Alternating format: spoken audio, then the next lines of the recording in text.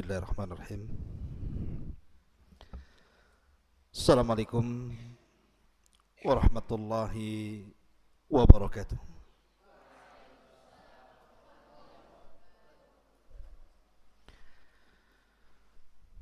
Alhamdulillah. Alhamdulillahilladzi hadana wa kafana wa ja'alana minal muslimin. Asyhadu an la ilaha illallah wahdahu rabbi la syarika lah wa asyhadu anna Muhammadan abduhu wa rasuluhu alladzi la nabiyya ba'dah. Faqala Allahu azza wa jalla fi muhkami tanzilihi ba'da a'udzu billahi minasy syaithanir rajim. Ya ayyuhalladzina amanu taqullaha haqqa tuqatih wa la tamutunna illa wa antum muslimun. Fa inna asdaqal hadithi kitabullah wa khairal huda huda Muhammadin sallallahu alaihi wasallam wa syarrul umuri muhdatsatuha wa kullu muhdatsatin bid'ah wa kullu bid'atin dhalalah wa kullu dhalalatin finnar.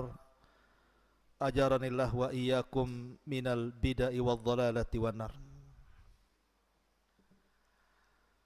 Ma'asyiral muslimin, adik-adikku yang dimuliakan Allah Subhanahu wa taala. Alhamdulillah di siang hari ini walaupun nampak kayak ngantuk-ngantuk ya, tapi insyaallah semangat.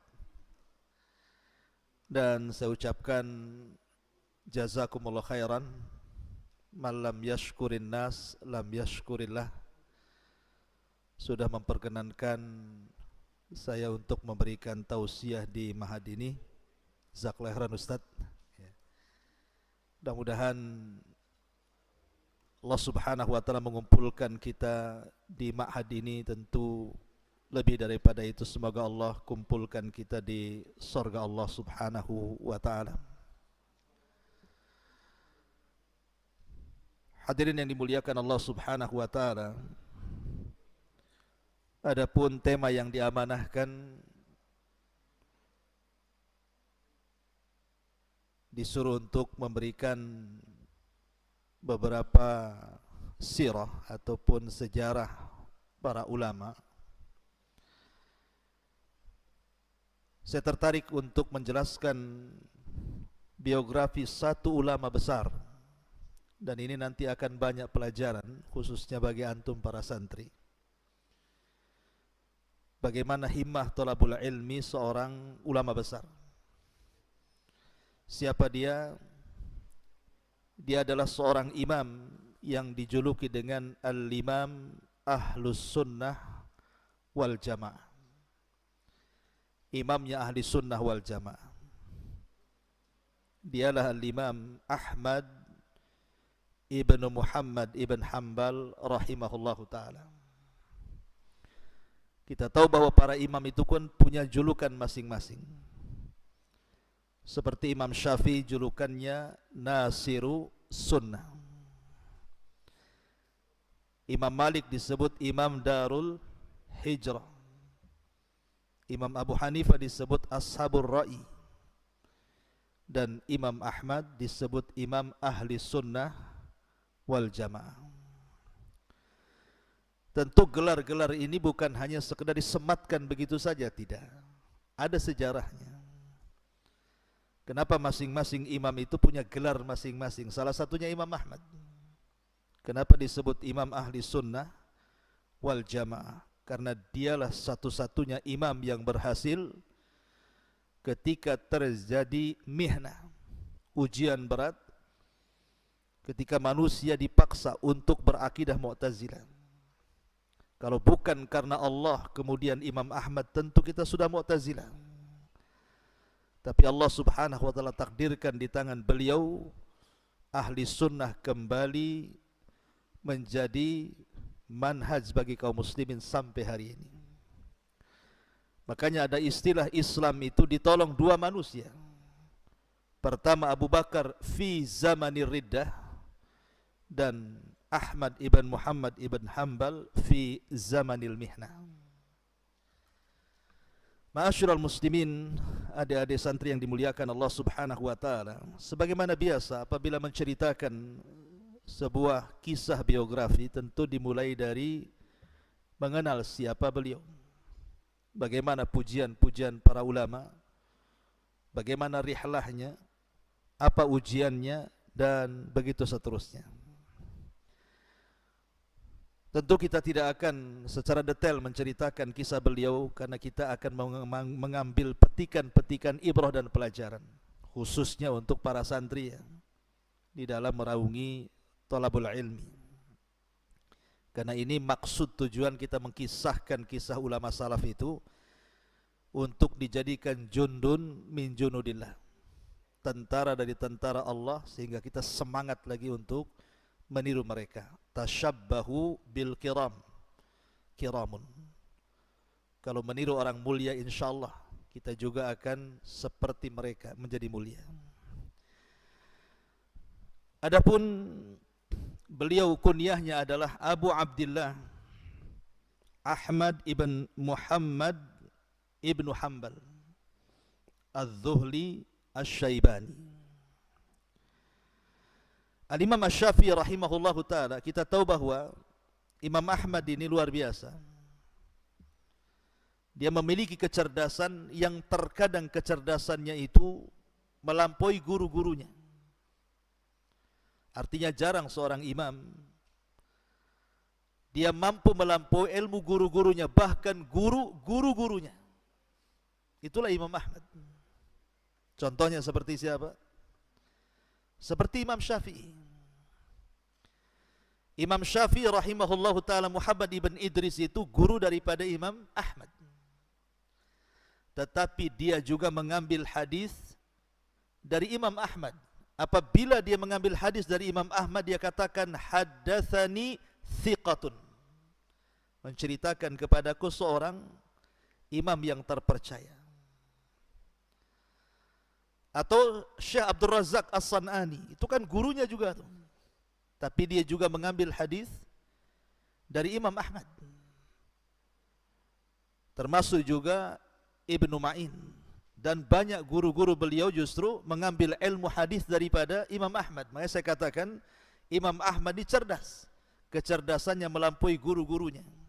Dan harusnya antum juga seperti itu. Ya okelah sekarang mungkin masih pemula, tapi harus punya himmah bahwa saya harus lebih cerdas dari guru saya. Seperti Imam Ahmad. Adapun pujian para ulama,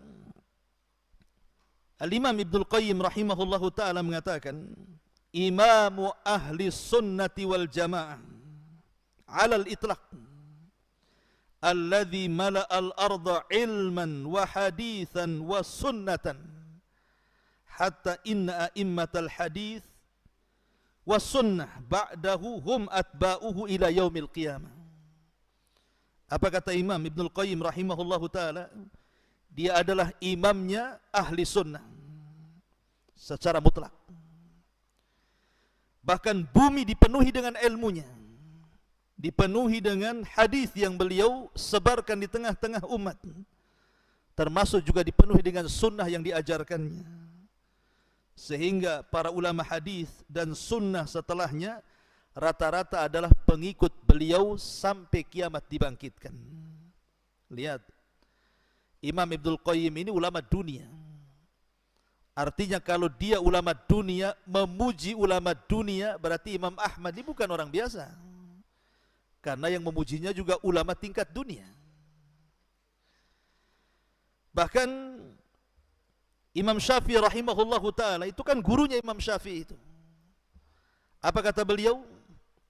Beliau mengatakan, kharajtu min Baghdad wa ma khallaftu biha ahadan awra'ah wala atqah wala afqah min Ahmad ibn Hanbal rahimahullahu ta'ala. Kata Imam Syafi'i Muhammad ibn Idris, aku keluar dari Baghdad dan aku tidak tahu ada orang yang paling wara', yang paling bertakwa, yang paling cerdas melebihi Ahmad ibn Muhammad ibn Hanbal. Bayangkan, yang memuji siapa? Gurunya. Yang ngomong begini gurunya Imam Syafi'i. Kalau sudah yang bicara Imam Syafi'i, sementara Imam Syafi'i itu imam dunia, siapa yang tidak kenal Imam Syafi'i?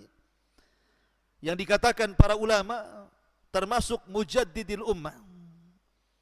Dia mengatakan seperti itu kepada Imam Ahmad. Artinya Imam Ahmad ini bukan kaleng-kaleng bahasanya ya, kalau sekarang istilahnya itu. Karena yang memuji seorang Muhammad ibn Idris Asy-Syafi'i, yang namanya siapa yang tidak kenal Imam Syafi'i. Itulah pujian para ulama yang luar biasa. Bahkan dikatakan oleh Al-Imam As-Subki rahimahullahu ta'ala, Al-Imamul Jalil sahibul madhab, as-sabiru alal mihnati, an-nasiru lis-sunnati. Beliau mengatakan dia adalah imam yang mulia, pemilik madhab, dan orang yang paling sabar ketika di tengah-tengah ujian. Kemudian Qadhi Ibnu Qadhi juga mengatakan ahadu a'immatil Islam wal hudatil a'lam. Dia adalah salah seorang imam pemuka Islam dan juga pemberi cahaya hidayah, hidayah irsyad tentunya di tengah-tengah manusia. Dan banyak lagi pujian para ulama tentang siapa Imam Ahmad ibn Hanbal rahimahullahu ta'ala. Lah Imam Ahmad ini saking cerdasnya sampai guru-gurunya itu takjub dan merasa bahwa pamornya luar biasa. Ada salah satu gurunya namanya Yazid ibn Harun atau Harun ibn Yazid rahimahullahu ta'ala. Harun ibn Yazid ini guru Imam Ahmad, dia kalau ngajar suka bercanda. Jadi kan tidak semua guru itu serius. Ada yang suka bercanda, lah salah satunya Harun ibn Yazid ini suka bercanda. Kadang-kadang tertawa lagi ngajar itu. Jadi satu hari dia bercanda, murid-muridnya tertawa. Dia tidak tahu bahwa ada Imam Ahmad di situ. Imam Ahmad senyum saja. Ketika dia pandangannya tertuju kepada Imam Ahmad, langsung berhenti tertawanya. Bayangkan. Kenapa? Haibatan. Ada karismatik yang luar biasa dari Imam Ahmad. Luar biasa Imam Ahmad, gurunya sampai diam. Ya. Seperti itulah pamornya Imam Ahmad ibn Hanbal rahimahullah ta'ala di tengah-tengah gurunya. Dan kita tahu bahwa Imam Ahmad ini kan terlahir yatim. Banyak para ulama yang terlahir yatim. Imam Syafi'i juga yatim. Kemudian juga Imam Malik juga yatim. Dan banyak sekali para ulama itu terlahir yatim. Tetapi yatimnya bukan yatim biasa. Yatim yang Allah takdirkan menguasai dunia, sama dengan Nabi. Wa wajadaka yatiman fa'awa. Ma'asyiral muslimin yang dimuliakan Allah Azza wa Jalla. Ada yang mengatakan bahwa kita masuk pada rihlah li talabul ilmi. Bagaimana rihlahnya Imam Ahmad ibn Hanbal rahimahullahu ta'ala. Imam Ahmad sebelum rihlah, dia tidak pernah bermulazamah kecuali kepada satu guru namanya Husaim ibn Bashir. Itu guru pertama. Guru pertama Imam Ahmad itu namanya Husaim ibnu Bashir. Selama 5 tahun Imam Ahmad tidak pernah rihlah kemana-mana sampai wafat gurunya. Baru setelah kemudian Husaim ibn Bashir al-Wasiti tahun 179 Hijriah dia meninggal. Maka setelah wafat gurunya inilah, maka pertama rihlah Imam Ahmad, bayangkan dari Baghdad ke Kufah dengan jalan kaki. Itu pertama rihlah. Baghdad ke Kufah itu bukan perjalanan yang dekat. Perjalanan jauh. Berjalan kaki. Hanya untuk talabul hadis, mencari hadis Nabi sallallahu alaihi wasallam. Dan rihlah itu adalah kebiasaan para penuntut ilmu. Sejak zaman dulu. Kalau Al-Quran itu menceritakan rihlahnya siapa? Rihlahnya Khidir dan Musa. Ingat ketika Nabi Musa alaihi salatu wassalam berpidato. Kemudian ada orang yang bertanya kepada Nabi Musa alaihi salatu wassalam, apakah ada orang yang lebih alim dibandingkan kamu? Kata Nabi Musa, tidak ada. Lupa dia tidak mengucapkan insya Allah. Makanya penting mengucapkan insya Allah ini. Karena segala sesuatu itu terjadi karena kehendak Allah. Kalau Allah tidak berkehendak, tidak akan terjadi. Makanya Nabi Sulaiman ketika menggauli istrinya dalam satu malam, 100 istrinya, kemudian dia bernazar, kalau seluruhnya hamil dan melahirkan, aku jadikan anak-anakku para mujahidin fi sabilillah. Sulaiman lupa mengucapkan insya Allah. Akhirnya tidak ada satupun istrinya yang hamil, kecuali satu orang. Ketika keluar, separuh manusia, separuh bukan anaknya, karena lupa mengucapkan insya Allah. Kemudian siapa lagi? Kisah Ya'juj wa Ma'juj. Kenapa Ya'juj wa Ma'juj itu kemudian di akhir zaman bentengnya kemudian hancur dan bisa keluar? Itu karena pimpinannya diilhamkan mengucapkan insya Allah dan mengatakan nahfiru ghadan insya Allah, besok kita gali lagi insya Allah. Betul-betul ketika dia mengucapkan insya Allah, benteng Dzulqarnain itu jebol. Artinya jangan remehkan kalimat insya Allah itu, karena kalau tidak berkehendak Allah tidak akan terjadi. Sama dengan Nabi SAW ketika ditanya oleh orang-orang musyrik yang ketika itu mereka datang ke Madinah menceritakan tentang kisah seorang Nabi yang muncul di Mekah. Kata para pembesar Yahudi Madinah, tanyakan kepada Nabi yang ada di daerah Mekah itu dengan 3 soalan. Kalau dia sanggup menjawab, dia Nabi. Kalau tak sanggup menjawab, bukan Nabi. Nabi abal-abal. Akhirnya mereka datang kepada Rasul dan mengatakan, ya Muhammad, kami memiliki 3 soalan. Kalau kau sanggup menjawab, kau seorang Nabi, kami siap beriman. Kalau kau tak sanggup menjawab, kau ini Nabi, Nabi-nabian, Nabi jadi-jadian.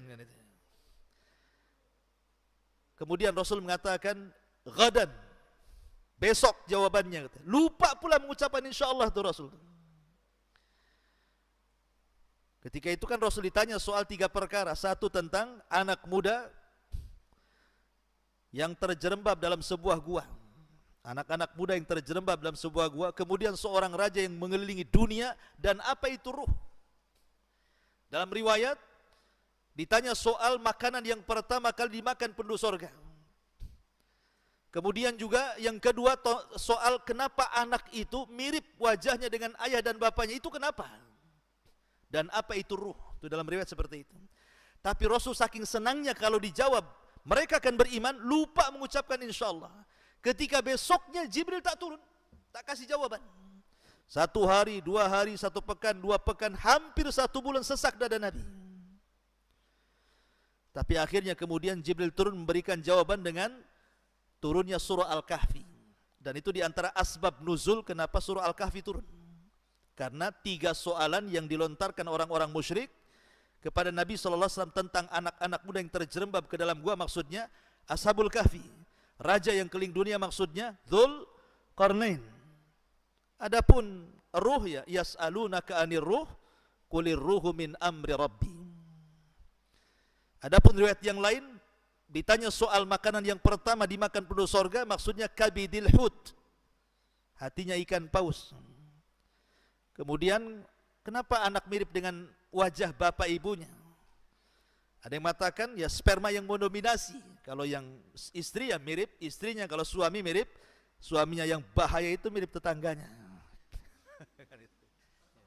Ma'asyiral muslimin yang dimuliakan Allah Azza wa Jalla. Adapun ruh, itu lain lagi. Sama, yas'alunaka 'anir ruh qulir ruhu min amri rabbi. Intinya bahwa kalau orang mengucapkan lupa mengucapkan insyaallah, seperti itu. Jadi Nabi Musa lupa mengucapkan insyaallah. Fa'atabahullahu azza wa jal. Maka Allah pun berikan ujian dan mengatakan ada orang yang lebih alim dibandingkan engkau, maksudnya Khidir alaihi salam. Disebut Khidir dari Khadir. Khadir itu artinya hijau. Kalau dia duduk di satu tempat yang gersang, kemudian dia pergi jadi hijau tuh daerahnya, makanya disebut Khidir. Ya, itu mukjizatnya. Akhirnya Nabi Musa rihlah kan.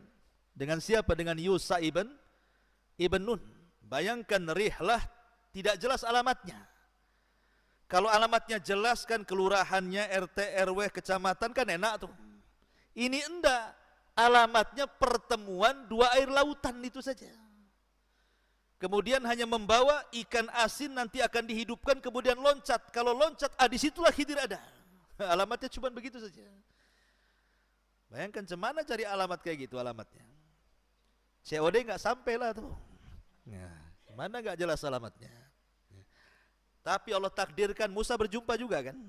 Dan itulah rihlah pertama para nabi. Musa rihlah. Untuk apa? Talabul ilmi. Mencari Khidir. Ya tentu maksudnya Musa jauh lebih mulia dibandingkan Khidir. Bagaimanapun dia seorang nabi, seorang rasul, ulul azmi, kalimur rahman. Dia nabi yang paling masuk dan nabi-nabi Bani Israel. Khidir ini diperselisihkan apakah dia nabi atau bukan. Walaupun yang rajih dia nabi. Artinya secara kemuliaan Nabi Musa di atas Nabi Khidir kan. Tetapi ini juga pelajaran bahwa ilmu itu tidak mesti dicari dari orang yang di atasnya. Terkadang perlu juga ilmu itu mencari orang dari orang di atasnya, dari orang yang sepadan dengan dia, atau dari orang yang di bawahnya. Begitulah ilmu, supaya mendapatkan banyak. Nah, di zaman Nabi SAW, Rasul SAW meninggal dunia, para sahabat juga sama. Mereka mengadakan rihlah kan kemana-mana. Contoh umpamanya, bagaimana rihlahnya seorang sahabat namanya Jabir bin Abdullah radhiyallahu an. Jabir bin Abdullah radhiyallahu rihlah. Bayangkan kemana coba? Ke Syam, dia di Madinah. Rihlah ke Syam, itu perjalanan dari Madinah ke Syam itu bukan sehari dua hari, 1 bulan menggunakan unta. Hanya ingin memastikan sebuah hadis yang sudah didengar, bukan tidak didengar. Hadis itu dia sudah dengar dari seorang sahabat yang ada di Madinah. Cuman sahabat yang ada di Madinah itu tidak mendengar langsung dari Nabi, tetapi dia mendengar dari seorang sahabat namanya Abdullah ibn Unais. Lah Abdullah ibn Unais ini yang mendengar dari Nabi. Bayangkan, hanya ingin memastikan apakah betul engkau mendengar dari Nabi.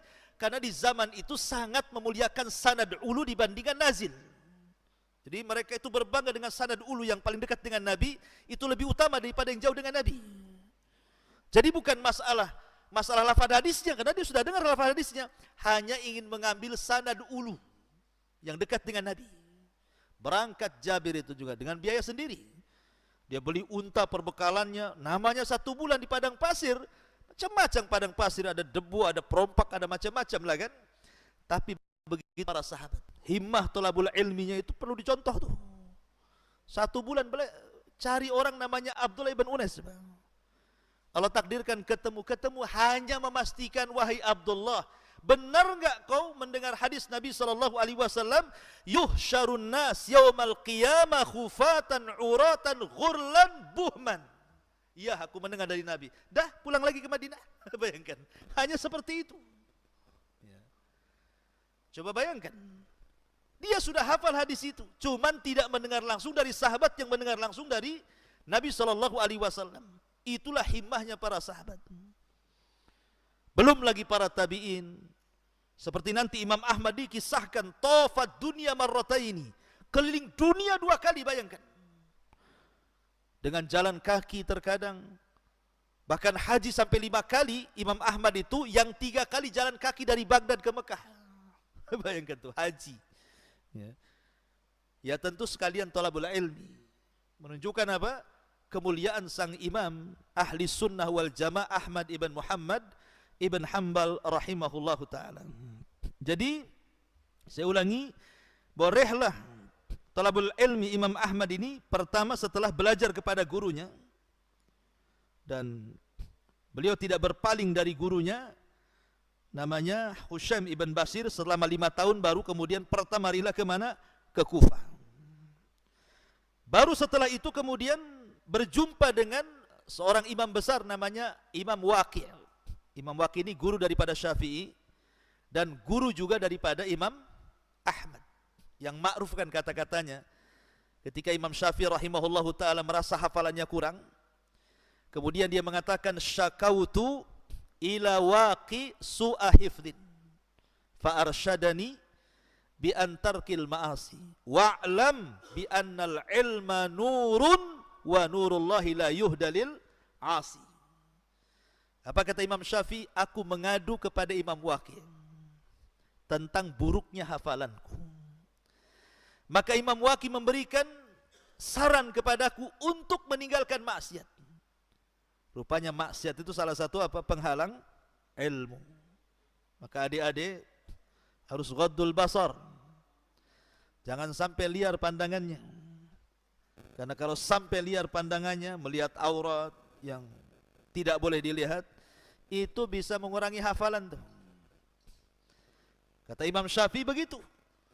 Jadi dia mengatakan, Imam Waqi' sampai menyarankan untuk meninggalkan maksiat. Kenapa? Karena ilmu itu cahaya. Dan cahaya itu tidak mungkin masuk ke hati orang yang bermaksiat. Lah Imam Waqi' gurunya Imam Syafi'i, dia juga guru Imam Ahmad ibn Hanbal rahimahullahu ta'ala. Baru setelah itu Imam Ahmad kemana-mana sampai ke Mekah.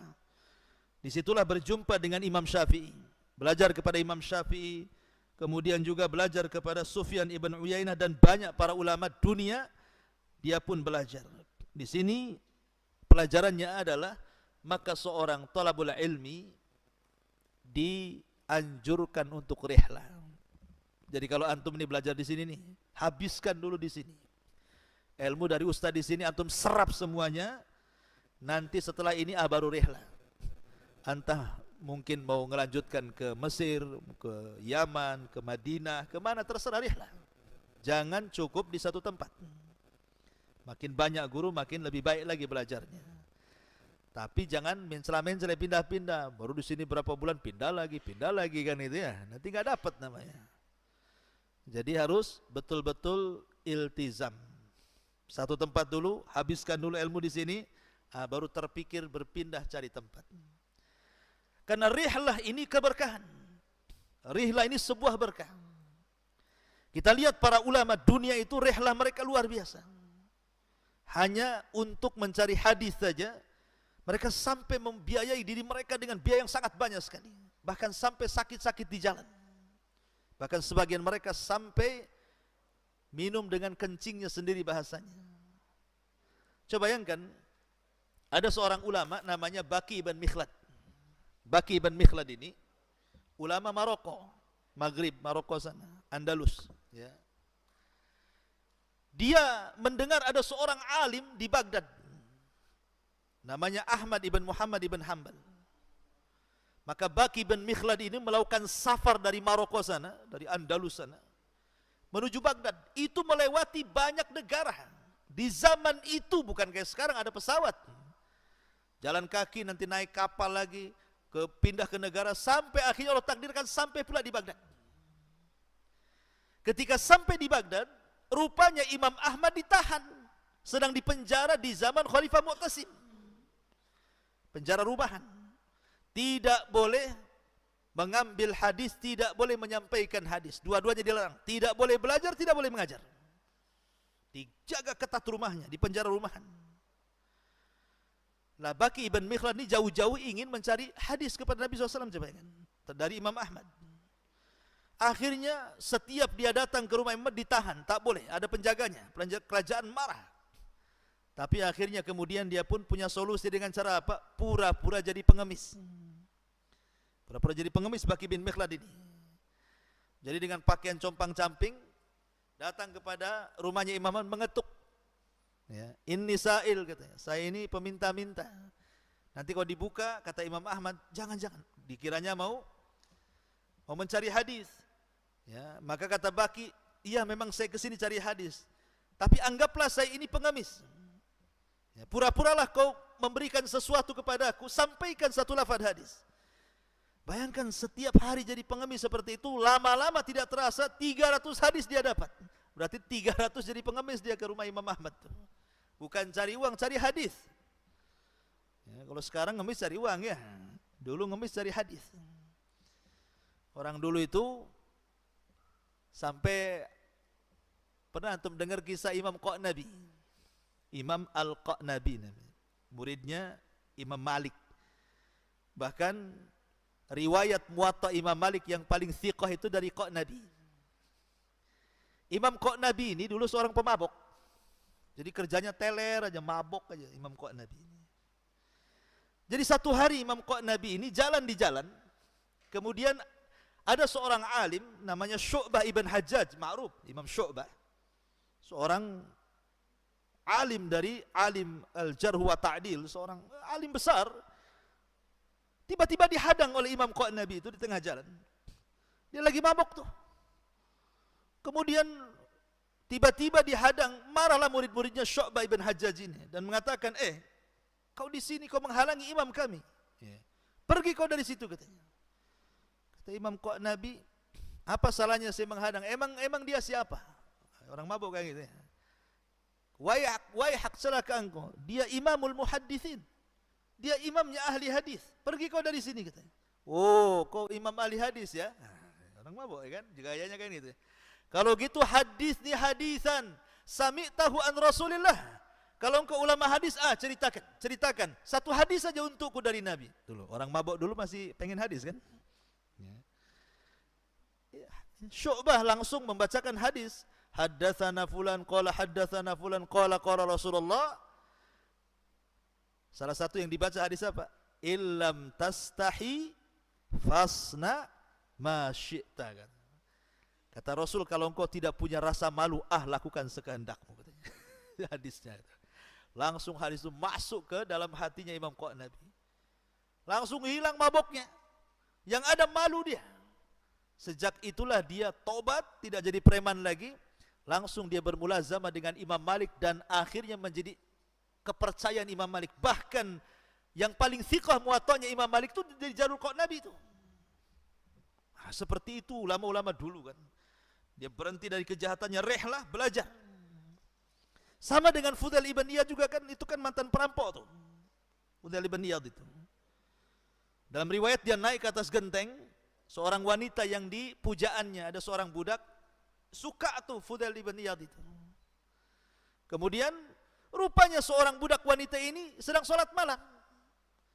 Ketika dia mengaji satu ayat dalam Al-Quran, alam ya'ni lilladzina amanu antahsya'a qulubuhum lidzikrillah. Terasa ayat itu. Akhirnya hampir terjengkang dia, Fudail ibn Iyad. Akhirnya kemudian dia sadar, oh betul juga sudah sampai saatnya saya bertobat, katanya. Sejak itulah dia hijrah ke Mekah. Dia belajar kepada ulama Mekah. Akhirnya menjadi ulama dunia. Siapa yang tidak kenal Fudail ibn Iyad, ulamanya Irak.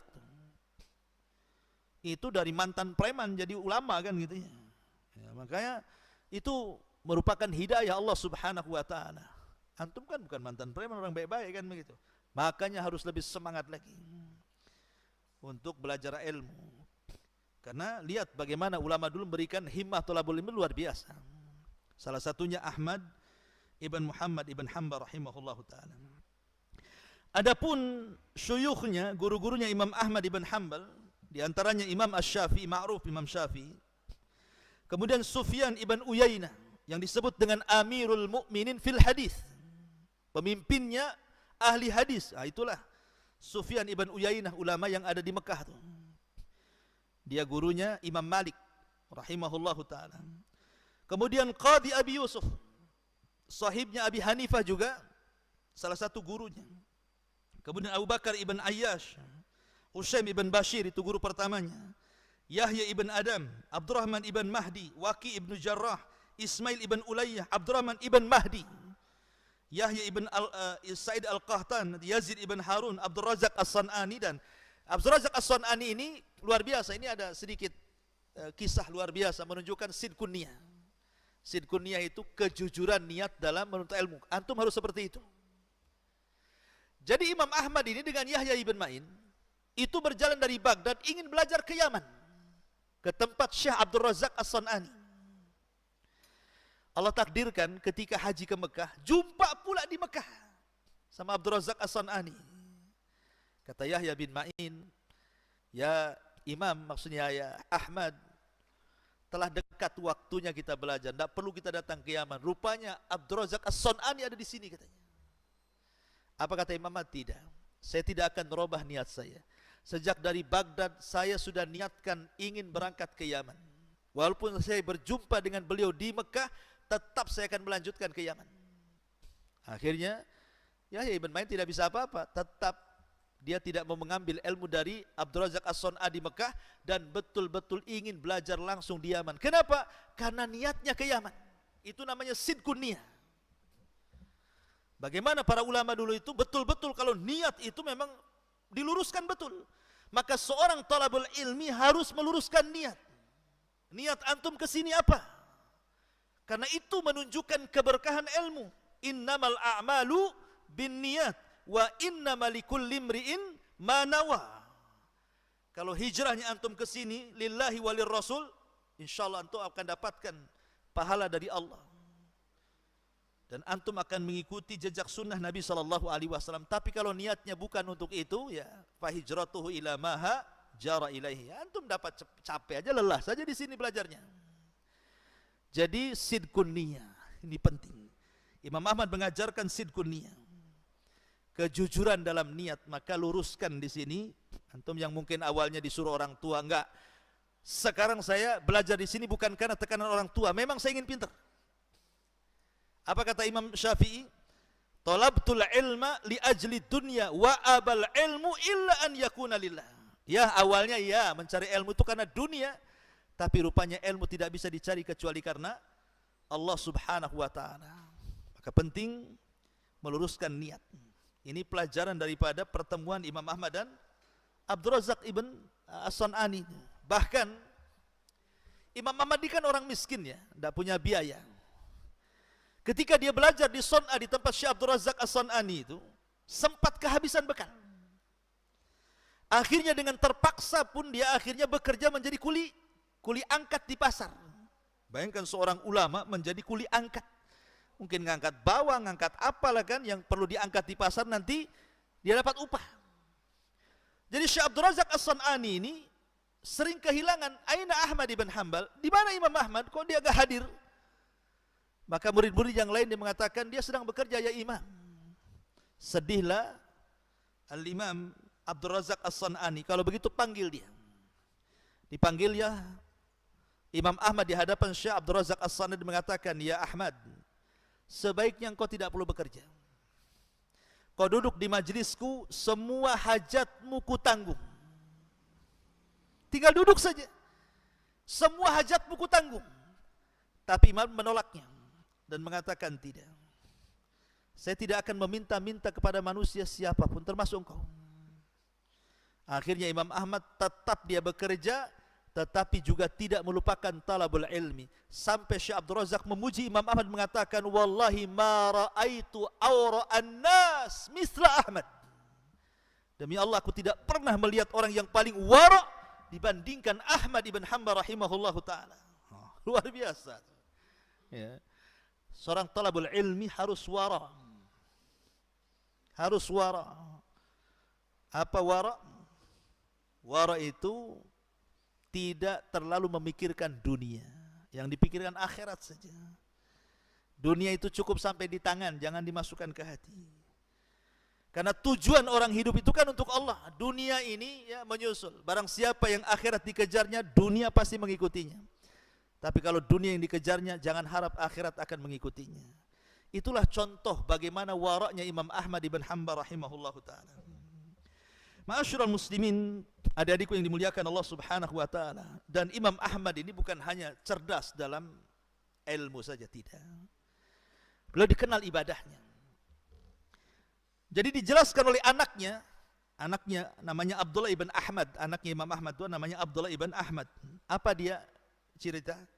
Kana abi yaqra'ul Qur'an fi kulli usbu'in khatmataini, ihdahuma bil laili wal ukhra bin nahari, wa qad khatama al imam al Qur'ana fi lailatin wahidatin bi Makkah musalliyan bihi. Ini anak yang cerita, namanya Abdullah ibn Ahmad ini.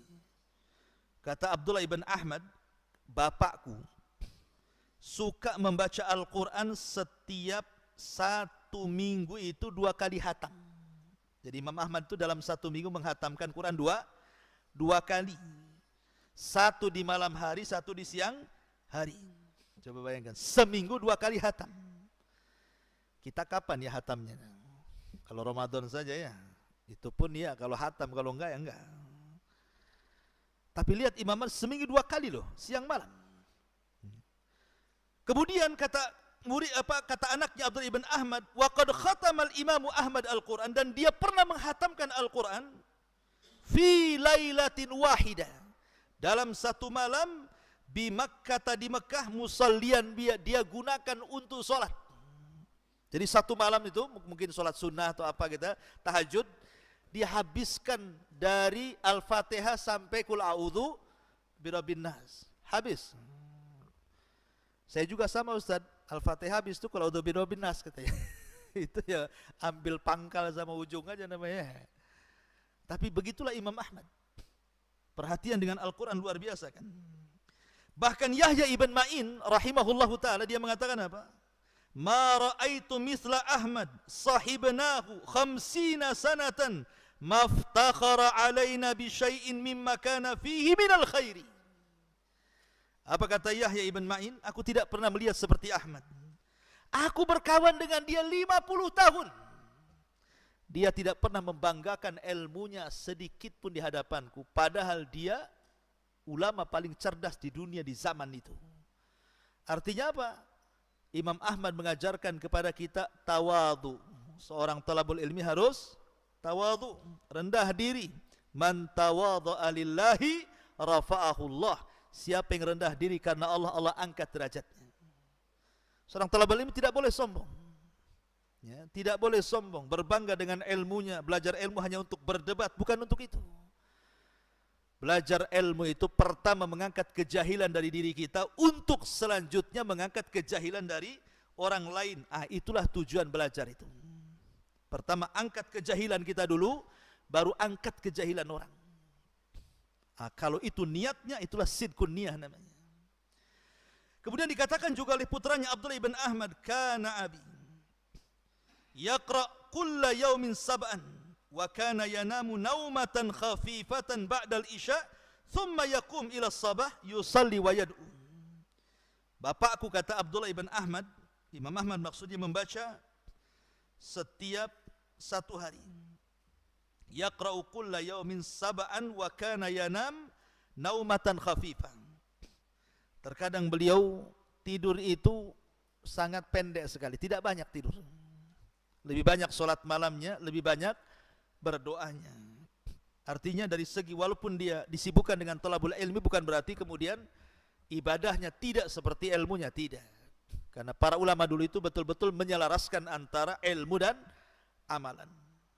Dan memang harus seperti itu. Makanya Syekh Muhammad bin Abdul Wahhab di dalam kitabnya Ushulus Tsalatsa, tentang 4 perkara yang harus diketahui seorang muslim adalah: pertama ilmu, kemudian amal, setelah itu dakwah, kemudian sabar. Yang 2 menyempurnakan diri sendiri, yang 2 menyempurnakan orang lain. Ilmu dan amal menyempurnakan kita, adapun dakwah dan kesabaran menyempurnakan orang lain. Orang yang memiliki 4 sifat ini sempurna hidupnya. Kenapa? Karena menyempurnakan diri sendiri dan orang lain dengan ilmu, amal, dakwah dan sabar. Ma'asyiral muslimin, adik-adikku yang dimuliakan Allah Subhanahu wa taala, kita masuk pada mihnahnya. Ini yang menarik kita ceritakan. Karena ini supaya antum tahu, ikhwan, bagaimana kesabaran para ulama dulu di dalam menghadapi dakwah, dan antum akan hadapi itu. Setiap orang yang membawa ajaran Nabi disampaikan kepada umat kecuali pasti diuji. Itu perkataan Waraqah ibn Naufal kepada Nabi. Siapapun yang membawa apa yang kau bawa, hai Muhammad, illa udi, kecuali pasti akan diuji. Termasuk antum-antum nanti kalau sudah besar, sudah lulus dari sini, kemudian berdakwah di masyarakat yang antum dakwahkan tauhid, maka wajib antum punya musuh di situ. Karena setiap nabi itu punya musuh, baik syayatinil ins atau syayatinul jin. Lah Imam Ahmad juga banyak musuhnya. Dan musuh dakwah di zaman Imam Ahmad luar biasa. Kenapa? Karena menguasai pemerintahan. Bayangkan coba, kesesatan disetir pemerintah. Karena ketika itu Khalifah Ma'mun menggunakan Ahmad bin Abi Du'ab untuk menjadi qadhi. Jadi akidah Mu'tazilah itu menjadi undang-undang negara, memaksakan rakyatnya harus Mu'tazilah dan meninggalkan ahli sunnah. Anda bisa bayangkan, siapa yang membangkang, tangkap, penjarakan, bila perlu bunuh. Sehingga banyak para ulama ahli sunnah meninggal di zaman itu. Muhammad ibn Nuh meninggal dunia, Al-Imam Al-Buaiti meninggal dunia, Nu'aim ibn Hamad meninggal dunia, tragis meninggalnya, tidak dimandikan, tidak dikafankan, dikuburkan begitu saja. Coba bayangkan, yang bertahan hanya Imam Ahmad ibn Hanbal. Kenapa tidak dibunuh coba Imam Ahmad? Karena Imam Ahmad ini banyak muridnya, bisa chaos kalau seandainya sampai dibunuh. Jadi dibunuh pelan-pelan tapi tak mati-mati. Karena kesabarannya, Allah takdirkan seperti itu. Sampai satu hari Ma'mun ini udah luar biasa marahnya sama Imam Ahmad, minta didatangkan ke hadapannya karena belum pernah berjumpa. Akhirnya kemudian, karena ketika itu Khalifah Ma'mun tidak ada di istana, ada di sebuah tempat pengembaraan dia, karena raja-raja dulu kan suka berburu, ya. Jadi di tempat buruannya, minta didatangkan Imam Ahmad ke situ, mau dieksekusi maksudnya. Rupanya di tengah jalan Imam Ahmad berdoa kepada Allah dan mengatakan, ya Rabb, jangan kau pertemukan wajahku dengan Ma'mun tuh. Jangan kau pertemukan. Jangan kau pertemukan wajahku dengan wajah dia. Subhanallah, dakwatul madlum laisa bainahu wa bainallah hijab. Doanya orang yang teraniaya, terzalimi, tidak ada dia dengan Allah hijab.